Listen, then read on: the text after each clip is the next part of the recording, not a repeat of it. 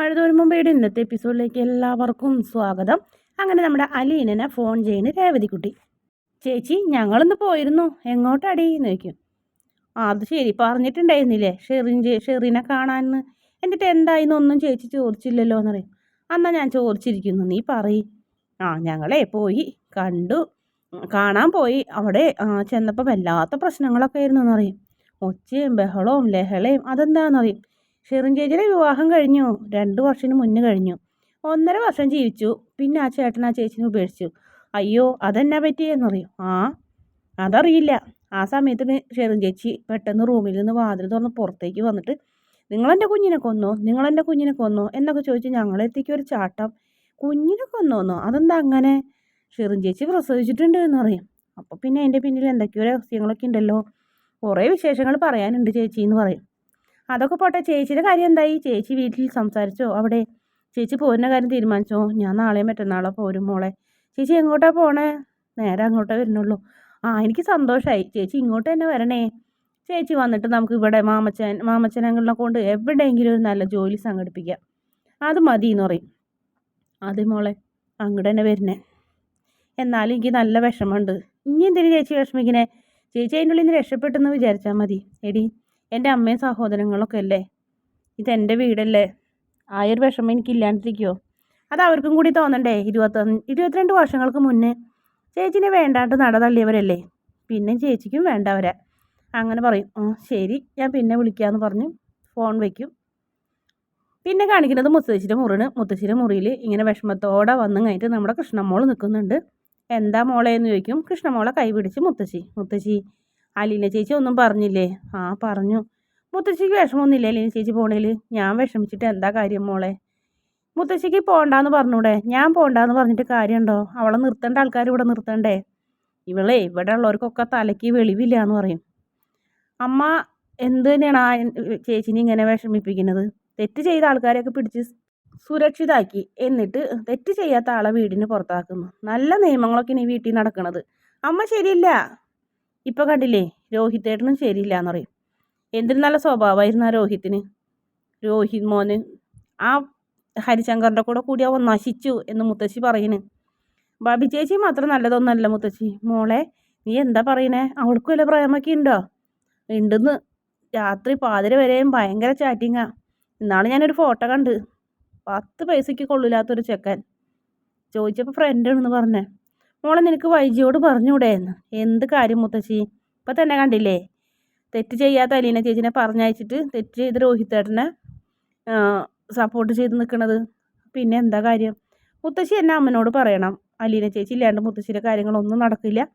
മുത്തശ്ശിക്ക് വേറെ ആരെയും വേണ്ടാന്നൊന്ന് പറയും മുത്തശ്ശി എന്ന് പറയും.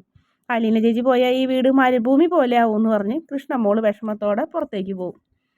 പിന്നെ ബാലചന്ദ്രനെ കാണിക്കുന്നത്. ബാലചന്ദ്രൻ വീണ്ടും അലക്ഷ്യമായി ഇങ്ങനെ വണ്ടി ഓടിച്ചുകൊണ്ട് പോകുന്നു. അയാളുടെ മനസ്സിലൊരു ഉദ്ദേശമുണ്ട്. ആ സ്ഥലത്തേക്ക് എത്താൻ വേണ്ടിയിട്ടാണ് അയാൾ ഇങ്ങനെ ഫുൾ ടാങ്ക് പെട്രോളൊക്കെ അടിച്ചിട്ടാണ് പോണത്. വൈജയന്തി ഇങ്ങനെ വിളിച്ചുകൊണ്ടിരിക്കുന്നുണ്ട്. കട്ട് ചെയ്തും വിളിക്കും, വിളിക്കും. പറയും, നിൻ്റെ കോള് ഞാൻ എടുത്തോളാടി, കുറച്ചും കൂടെ കാര്യങ്ങളൊക്കെ അറിയട്ടെ, അത് നിൻ്റെ അവസാനത്തെ കോളായിരിക്കും എന്നിങ്ങനെ തീരുമാനിക്കുന്നു. അത് കഴിഞ്ഞ് വൈജയന്തി ഹാളിലേക്ക് ഇങ്ങനെ വിഷമത്തോടെ വരും. അപ്പോൾ മക്കളിരുന്ന് TV കാണായിരിക്കും. അമ്മേ, അച്ഛൻ വന്നില്ലേ? ഇല്ല. ഈ നേരമായിട്ടോ? അറിയില്ല, ഇത്ര നേരം ഇങ്ങനെ വരാണ്ടിരുന്നിട്ടില്ല. ഫോണെല്ലാം കയ്യിലിരിക്കണേ, വിളിച്ച് ചോദിച്ചൂടെ എന്ന് ബബി ചോദിക്കുമ്പോൾ, എത്ര തവണ വിളിച്ചു, ഫോൺ എടുക്കണ്ടേ എന്ന് പറയും. അന്നാ ക്ലബ്ബിൽ പോയിട്ടുണ്ടാവും, എന്നോട് പറയാണ്ടൊന്നും പോവാറില്ല ഇന്ന് വരെ എന്ന് പറയും. അതിന് ഇവിടെ നടക്കുന്ന കാര്യങ്ങളൊക്കെ ഇപ്പോൾ അമ്മനോട് പറഞ്ഞിട്ടല്ലല്ലോ, അങ്ങനെയുള്ള കാര്യങ്ങളൊക്കെ അല്ലേ ഇവിടെ നടക്കണേന്ന് ബബി പറയും. അപ്പോൾ മക്കളെങ്ങനെ നോക്കി വൈജയന്തി. അതിനുശേഷം അലീന വരും. അലീന, ഇന്ന് ബാലചന്ദ്രൻ വന്നപ്പോൾ ഊണ് കഴിച്ചില്ലേ ഉച്ചയ്ക്കെന്ന് ചോദിക്കും. കഴിച്ചു. എന്നിട്ട് എന്താ ഉണ്ടായെന്ന് ചോദിക്കും. മുറിയിൽ പോയി കിടന്നു സാറ്. നീ അപ്പോൾ പതിവ് പോലെ ലെമൺ ടീ കൊടുത്തില്ലേ? കൊണ്ടു ചെന്നതാ. അപ്പോൾ മുറിയിൽ സാറിനെ കാണുന്നില്ല. വാതിലും തുറന്നു കിടക്കായിരുന്നു. സാധാരണ അങ്ങനെയല്ല, എന്നോട് പോകുമ്പോൾ വാതിലടച്ച് കുറ്റിയിടാൻ പറഞ്ഞിട്ടാണ് പോവാറ്. ഇന്ന് അങ്ങനെ ഉണ്ടായില്ല. മുത്തശ്ശിയുടെ മുറിയിലേക്ക് പോകണുണ്ടായിരുന്നു എന്ന് പറയും. ഈ ബാലേന്ദ്രൻ എന്നാ പണി ചെയ്തത്? ഫോൺ വിളിച്ചിട്ട് എടുക്കണില്ലെന്നേ, എത്ര വിളിച്ചിട്ടും കിട്ടണമില്ല എന്നൊക്കെ പറഞ്ഞ് വൈജയന്തി അലീനോട് പരാതി പറയുന്നുണ്ട്. അലീന വേഗം അകത്തേക്ക് പോകും. മക്കളോട് പറയും, നിങ്ങൾ പോയി കിടന്നോ, നാളെ ക്ലാസ് ഉള്ളതല്ലേ എന്ന് പറഞ്ഞ് അവരും പോകും. പിന്നീട് മുറിയിലേക്ക് ചെല്ലുമ്പോൾ മുത്തശ്ശി അലീനയുടെ മുഖത്തേക്ക് നോക്കും. എന്നിട്ട് അലീന ഇങ്ങനെ മരുന്നൊക്കെ കൊടുത്ത് ആ പാത്രങ്ങളൊക്കെ കഴുകി വെച്ച് അങ്ങനെ, നീ പോകാൻ തീരുമാനിച്ചല്ലേ മോളെ? ഞാൻ പോവാണ്ട് ശരിയാവില്ല മുത്തശ്ശി. ഞാനിവിടെ ഉള്ളത് കൊണ്ടാണ് ഇവരുടെ ജീവിതം ആകെ തകർന്നതെന്ന് പറയുന്നത്. ഞാൻ കാരണം ഇനി ഇവരുടെ ജീവിതം തകരാൻ പാടില്ലല്ലോ. ഓ, ഈ വീടിനകത്ത് നിറച്ച് ചെളീന്, പിന്നെ എങ്ങനെ ഇവരുടെ ജീവിതം കലങ്ങാണ്ടിരിക്കുക എന്ന് പറയും. ഇവരെ ഈ വീടിൻ്റെ അടിത്തട്ട് തുടങ്ങി ചെളീന്, എന്നിട്ടിപ്പോൾ കുറ്റം നിനക്കും എന്ന് പറയും. അതിൻ്റെ അർത്ഥം ശരിക്കും അലീനയ്ക്ക് മനസ്സിലായി. പക്ഷെ അലീന വേറെ കൂടുതലൊന്നും പറയില്ല. ആ, നീ പോയതിൻ്റെ പിന്നാലെ ഞാനും പോകും. മുത്തശ്ശി എങ്ങോട്ട് പോകണം? എനിക്കധികം ആയുസുണ്ടാവില്ല മോളെ. ഞാൻ ഈ കിടപ്പിൽ നിന്ന് അങ്ങനെ തന്നെ പോകും. നീ നോക്കണ പോലെ എന്നെ ആരും നോക്കില്ലാന്ന് എനിക്കറിയാം. അല്ലെങ്കിലും അധികം കിടന്നിട്ടും കാര്യമില്ല, അങ്ങോട്ട് തീരട്ടെ. എന്തിനാണ് എന്ന് പറയും. അപ്പോൾ മുത്തശ്ശി അങ്ങനെയൊന്നും പറയരുത്, മുത്തശ്ശിനെ നോക്കാൻ വേറൊരു ഹോം നേഴ്സിനെ വെക്കും. ഭയങ്കര കാര്യമായി. ഏത് ഹോം നേഴ്സ് വന്നാലുണ്ട് നിന്നെ പോലെ ആവാന്ന് പറയും. എന്തായാലും അലീന ഒന്നും മിണ്ടില്ല, മിണ്ടാണ്ട് ഇങ്ങനെ കിടക്കണ്. അതിനുശേഷം മനുവിൻ്റെ ഫോണിലേക്ക് വൈജയന്തി വിളിക്കുന്നു. മനു, നീ ബാലേന്ദ്രൻ എങ്ങടാ പോയെന്ന് നിനക്ക് വല്ലതും അറിയുമോ എന്ന് ചോദിക്കും. അതെന്താ എൻ്റെ അങ്ങനെ ചോദിക്കണേ? അങ്കിൾ അവിടെ ഇല്ലേ? ഇല്ലെന്നേ, ഇത്രയും നേരം ഫോൺ വിളിച്ചിട്ട് എടുത്തിരുന്നില്ല, ഇപ്പോൾ തമിഴാണ് പറയണത് എന്ന് പറയും. അങ്ങനെയാണെന്നുണ്ടെങ്കിൽ എവിടെയെങ്കിലും അത്യാവശ്യമായിട്ട് പോയിട്ടുണ്ടാവും. ജീവിതത്തിൻ്റെ പകുതി തുടങ്ങിയ ഒറ്റയ്ക്കുള്ള യാത്രയൊക്കെ അല്ലേ, എല്ലാ സ്ഥലങ്ങളും അറിയുന്ന ആളാണ് അങ്കിൾ. അങ്കിൾ എവിടെയെങ്കിലും പോയിട്ടുണ്ടാവും ആൻറ്റി പേടിക്കേണ്ട, ഞാനൊന്ന് വിളിച്ചോക്കട്ടെ എന്ന് പറയും. എന്തായാലും മനു വിളിക്കും. മനു വിളിക്കുമ്പോഴും ഫോൺ എടുക്കില്ല ബാലേന്ദ്രൻ. നിന്നെ ഞാൻ വിളിച്ചോളാം മനു, തിരിച്ച് വരട്ടെ. നിൻ്റെ അച്ഛൻ കൂടിയാണ് എന്നെ ചർച്ച ചെയ്യണത്, അതിൻ്റെ വ്യക്തതയൊക്കെ അറിഞ്ഞിട്ട് ഞാൻ നിന്നെ വിളിക്കാമെന്ന് ഇങ്ങനെ മനസ്സിൽ പറയുന്നു ബാലചന്ദ്രൻ. അതിനുശേഷം ജ്വല്ലറിയിലെ മാനേജറെ വിളിക്കുന്നുണ്ട്. മാനേജരോടും വൈജയന്തി ചോദിക്കും, അറിയില്ലേ മാഡം, എവിടേക്കേലും പോകണമെങ്കിൽ എന്നോട് പറയാറുണ്ട്, ഇന്ന് പറഞ്ഞില്ല. ഉച്ചയ്ക്ക് ഊണ് കഴിക്കാൻ പോയതെന്ന് പിന്നെ വന്നിട്ടില്ല, ഒന്നിനും വന്നില്ല. അല്ലെങ്കിൽ ഊണ് കഴിച്ചാൽ കഴിഞ്ഞ നേരം ഇങ്ങോട്ട് വരുന്നതാണ്. എന്തായാലും കോയമ്പത്തൂർക്കോ മറ്റുള്ളിടത്തേക്കൊക്കെ ഓർഡർ എടുക്കാനൊക്കെ പോകുന്നുണ്ടെങ്കിലും സ്റ്റോക്ക് എടുക്കാൻ പോകുന്നുണ്ടെങ്കിലും ഫ്ലൈറ്റിനല്ലേ പോക്ക്, കാറിനും പോക്കില്ല. ഇതിപ്പോൾ എങ്ങോട്ട് പോയാവോ? എന്തായാലും നീ വിളിച്ചിട്ട് കിട്ടണമെങ്കിൽ എന്നെ ഒന്ന് അറിയിക്കണം, അതേത് പാതിരയ്ക്കായാലും എന്ന് വൈജയന്തി പറയുന്നു. ശരി മാഡം എന്ന് പറഞ്ഞ് ഫോൺ വയ്ക്കുന്നു. വീണ്ടും ഭയങ്കര ദേഷ്യത്തിലാണ് വൈജയന്തിയും, വല്ലാത്ത ടെൻഷനിലാണ്.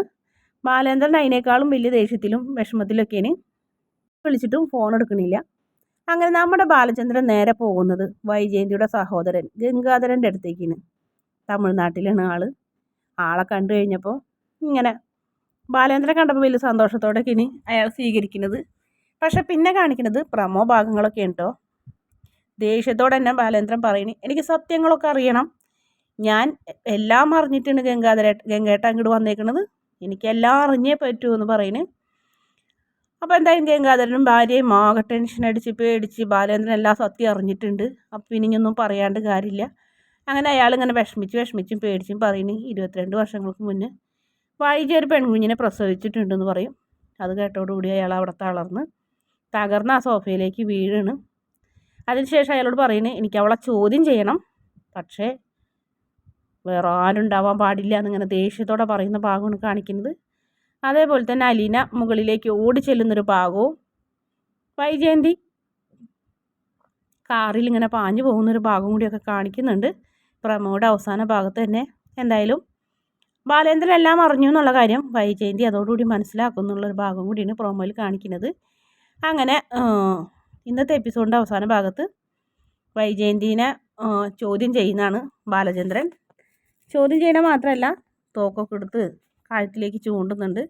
ചതിച്ചു എന്നും പറഞ്ഞിട്ടാണ് അങ്ങനെയൊക്കെ ചോദിക്കുന്നത്.